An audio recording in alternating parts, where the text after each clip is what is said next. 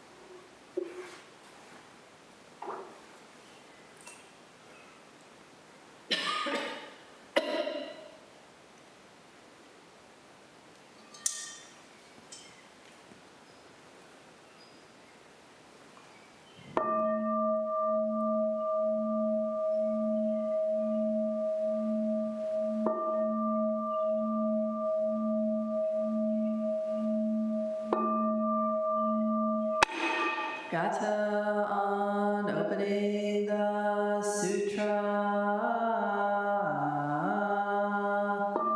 The Dharma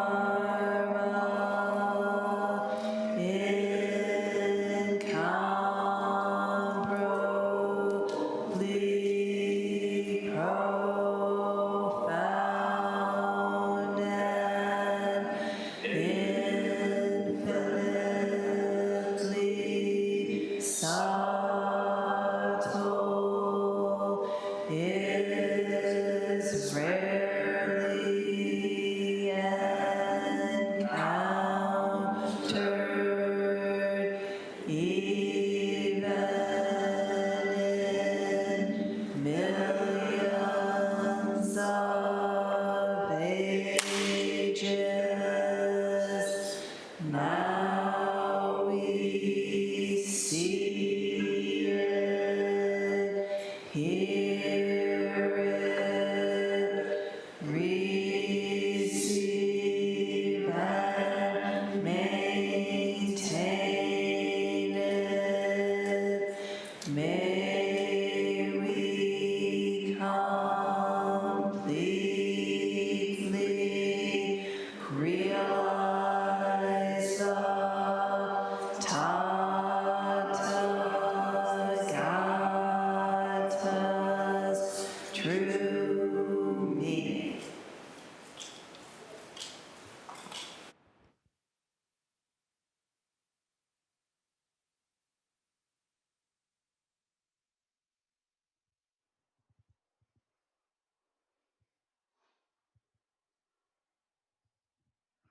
Thank you. So this microphone that I had fell and smacked me right upside the head. So we're going to try a different mic. Hopefully this will work okay.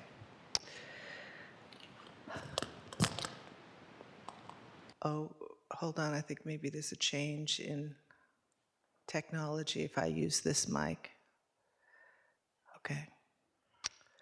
Well, let's talk amongst ourselves while he's doing that. How are you?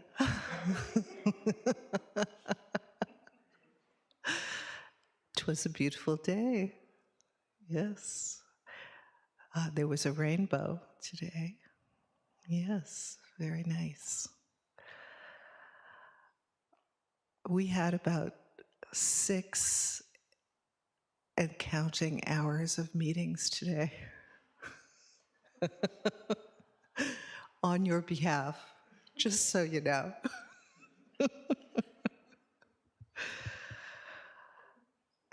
And actually, those meetings have something to do with the koan that we're working on today. We are on case 46, and I'm just going to assume that everything's okay because the mic feels better. So Shugen will let me know if things aren't going well. So,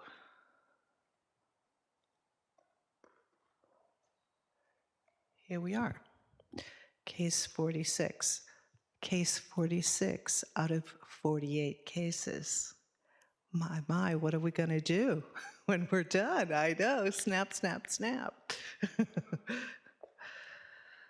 So, it's hard to believe that we've gotten through this far. This is case 46, stepping forward from the top of a pole. Master Sekiso said, "How will you step forward from the top of a 100-foot pole?" Another eminent master of old said, "Even though one is sitting on the top of a 100-foot pole, one who is sitting on top of a 100-foot pole has entered realization. It is not yet real. They must step forward from the top of the pole and manifest their whole body throughout the world in 10 directions." Mumon's commentary. If you can step forward and turn your body around, there will be no place where you are called dishonorable. Even so, just tell me, how do you step forward from the top of the 100-foot pole? That's in the commentary. I didn't just do that. Okay. The verse. Making the eye on the forehead blind, one clings to the mark on the scale. Throwing away body and life, one blind person leads many blind people. So, I thought this stepping off of the top of a 100-foot pole, this appears in other places in Zen. So this is, there was another example of this I thought I'd share with you. Choza had a monk, Master E.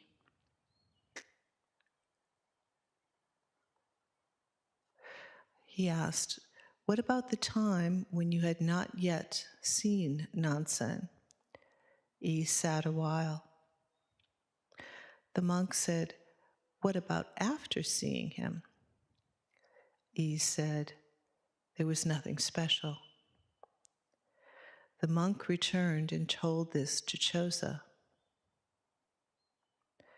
Choza said, "Even though one who sits on the top of a 100-foot pole has entered realization, it is not yet real. They must step forward from the top of the pole. The world in 10 directions is their body.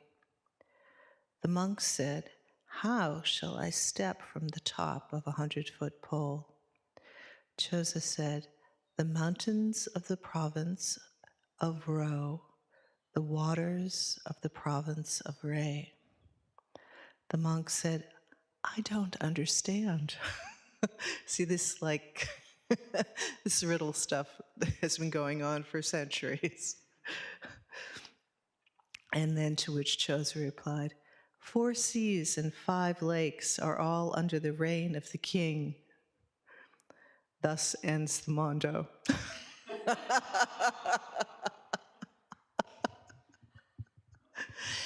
So, so much of Zen practice and koan practice is just sort of relaxing into the wow, this is really foreign, right? How do I make this make sense in my life? What actually are they pointing to? So you have to get really good. For those who are English majors, I think you might have a step up in this area, but then you fall in another because you keep looking for meaning, right? But you have to get really good at finding a way to have the words wash over you and find a way in your own experience that kind of matches what the koan is talking about so that you can get some entrance into it. So the first thing, obviously, to talk about in this koan is the 100-foot pole, right? Now, I don't know about you, but I have slipped and slid and gone 3 steps up the pole and fallen completely on my butt, right? And then, you get halfway up and you're hanging off the pole thinking, hey, this is great. And the teacher comes along and says, look up. And you've got another 50 feet to go, right? But you say, I'm tired. I just want to hang out. I already climbed up this pole this far, and it was greasy, and it was really hard. I fell so many times. And the teacher will say, keep going, keep going. So in some ways, just to get to the top of the 100-foot pole, I hate to break this to you, but is the beginning of Zen practice. I am so sorry to have to break this to you. But would you want it any other way, right? Would you really want to be combusting your life and really working pretty hard, right, on the cushion for some second-rate kind of spirituality that stops halfway up the pole? No, you totally wouldn't. I mean, what's the point of that? It's kind of, your one precious human life. And, nobody told you that there was a whole other half of the pole to go up. This is not good, right? So, each one of us has to find our way to the top of the pole. And here's the thing, each one of us will find our way to the top of the pole here at the Buddhist temple of Toledo. That is the promise we make to you. Okay? The only thing you have to do on your end as a student is follow the directions.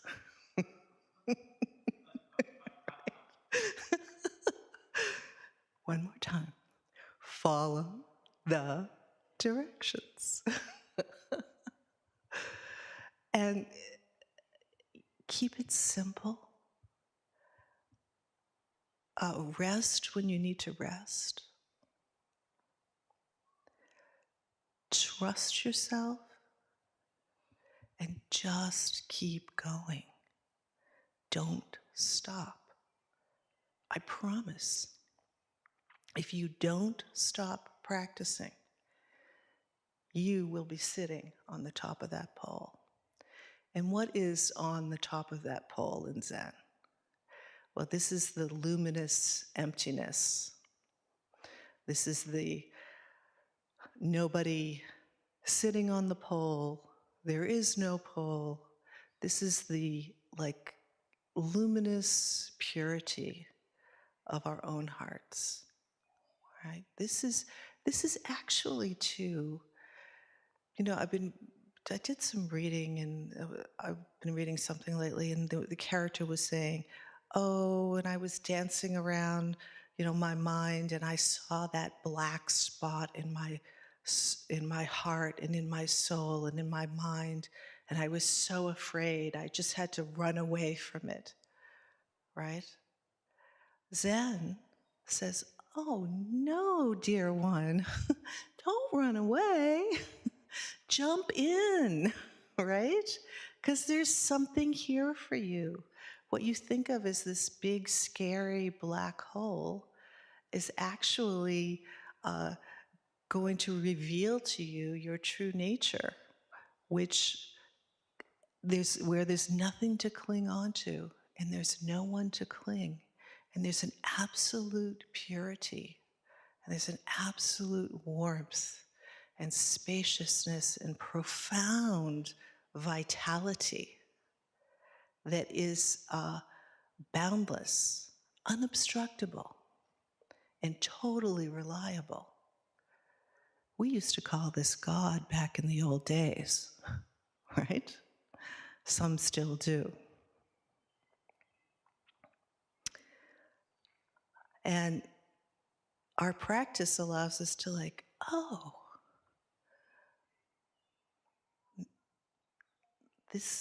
whatever this scary thing is not so scary. In fact, it has, it's sort of like you think there's a monster under the bed, and it turns out it was like a really beautiful diamond ring or something, right?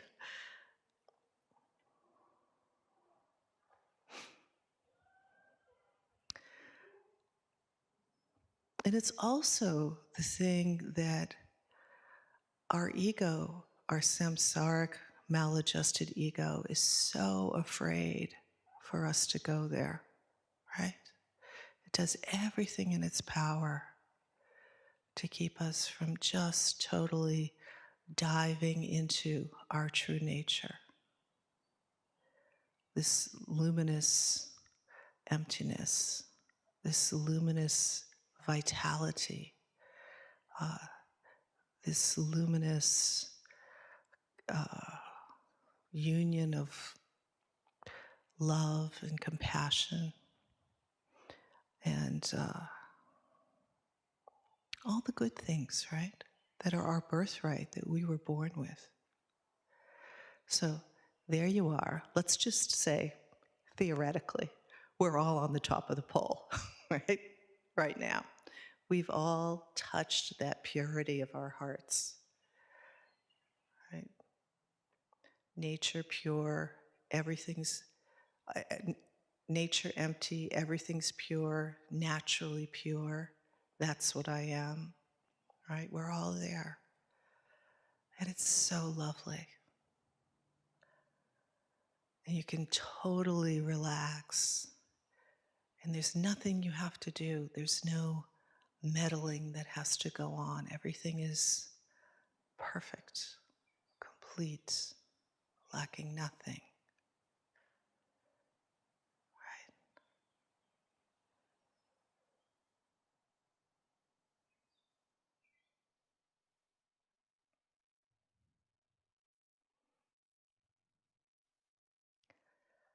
Now, the Zen master comes along and says, "How will you step off that 100-foot pole?" And you say to the Zen master, "Hell, I don't want to go. It took me so long to get here." This is nice.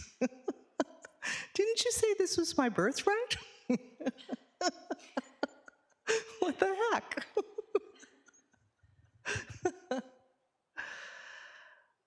Believe me, I have been there, actually many times. And I actually got a little sick staying there. One of the places where you can get what's called Zen sickness is staying in that emptiness and just wanting to hide there and forget about everything else and just bask in this natural purity. And then the Zen master comes along and says, "Excuse me, bodhicitta, bodhisattva vows, hello. Perhaps you can stay a little bit longer if you need to rest, but there's work to do." That's also, it's so interesting because when you're there, you think, oh my God, this is so blissful, right? So blissful. Nothing could be better than this. But actually, that bliss and that purity and that luminosity is everywhere, everywhere, and in everything. And because you've touched it in your own heart directly, and you like it, and you know what it is, you've tasted the water and you know it's cool, right? When you step off that pole and you go back into the world, you bring all of that with you. And now that you've brought all of that with you, now you have what's called greater compassion. Because you've touched that place of total non-clinging. You've touched that place of totally sloughing off the need for the samsaric ego to spin its web of separation. You know that everyone you meet is also this purity, and everything you see is also this purity. And your heart has touched the heart of unconditional love and unconditional wisdom. So you're of immense help. There's so much you can do. And the crazy thing is, you don't even have to know that you're doing it. It's just part of your being. It's part of your Buddha field, if you will. It's part of your cells, right? You have, this is your Buddha body has fully awakened. And this is the realization, the actualization of your bodhisattva vow. So it sounds very highfalutin, but it's actually 6 hours of meetings today.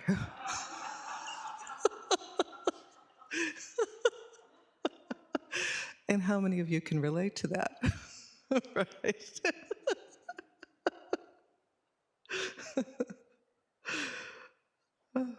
Okay. If you can step forward and turn your body around, there will be no place where you were called dishonorable. So you'll actually be functioning as a bodhisattva in the world. You know, all of those pesky little negative emotions like greed, anger, ignorance, miserliness, doubt, pride, wrong view, dualistic thoughts. Now, I'm not going to say that some of the imprints of those aren't still around, but when those imprints show up, they dissolve into that luminous emptiness that you have that is yours. That you've taken the sword out of the stone. You have it for yourself. So as soon as some, this negative, whatever that negative thing is that's getting in the way of your capacity to help and heal others, it dissolves super quickly. And you don't have to sit there and go, oh my God, I have a negative emotion. I've got to dissolve it right now. I've got to work through my issues, right? No. The purity of your own heart is like this ocean of love and wisdom and clarity that is like doing the healing for you. What is that? What is that? This is what we're practicing. This is what we're discovering in ourselves. Now, I can hear the therapist in the room saying, well, some people need to do a lot of work before that. And okay, yes, you do need to do your work before that. But that's work that you do on your way up the pole. It's expected that you're going to be doing work with a therapist if you have even the slightest whiff of trauma in your life. We've now started saying, it is in our community, when we have trauma, we go to therapy. Shall I repeat that? In our community, when we have trauma, we go to therapy. So all of that work is being done on your way up the pole, right? So that natural luminous purity has a chance to shine through and do its work. Even so, just tell me, how do you step forward from the top of the 100-foot pole? So how do you get yourself to kind of wake up from that attachment to that blissful ease?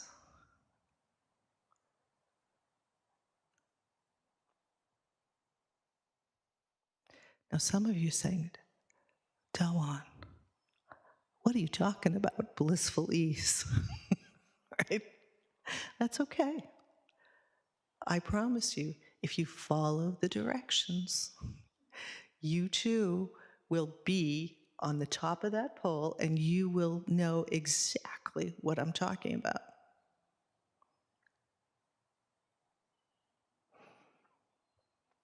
I mean, anybody who sat a week-long session, inevitably you stumble upon it, if only for a hot second, right?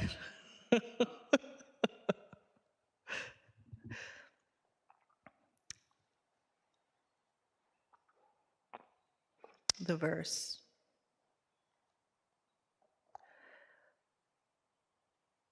Making the eye on the forehead blind, one clings to the mark on the scale.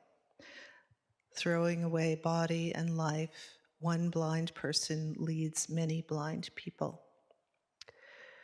So this is talking about the life of the Bodhisattva.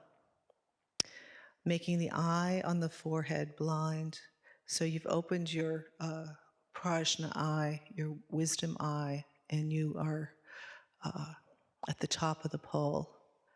And then it's somehow in your wishing to stay there, you shut it down. Isn't that interesting? And the line, one clings to the mark on the scale. So you've just stopped, right? So throwing away body and life, throwing it all away, taking that leap off of the 100-foot pole. One blind person leads many blind people. So this is, in Zen, the blind leading the blind is a little different than like in normal talk, where it's like the blind leading the blind is usually like the ignorant leading the ignorant. Here, when we say a person is blind, it's referring to their wisdom eye. So remember in the Heart Sutra, no eye, ear, nose, tongue, body, mind, right? So this is the wisdom person who has attained this wisdom, leads the other wisdom people, the other people with that see with the eye of no eye. So it's very interesting, this Mahayana business, because nirvana, this peace, this bliss, is like the entrance into the path. It's not the completion of the path. The completion of the path is saving all the beings and bringing everyone to full and complete Buddhahood. So we got work to do, so much work to do.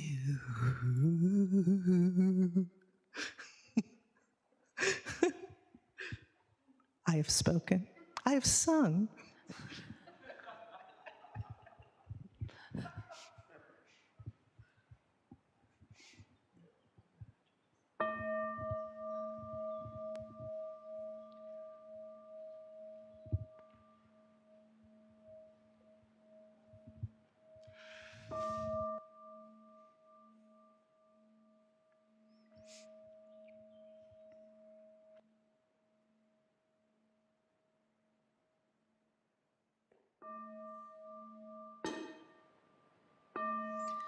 Beings are numberless.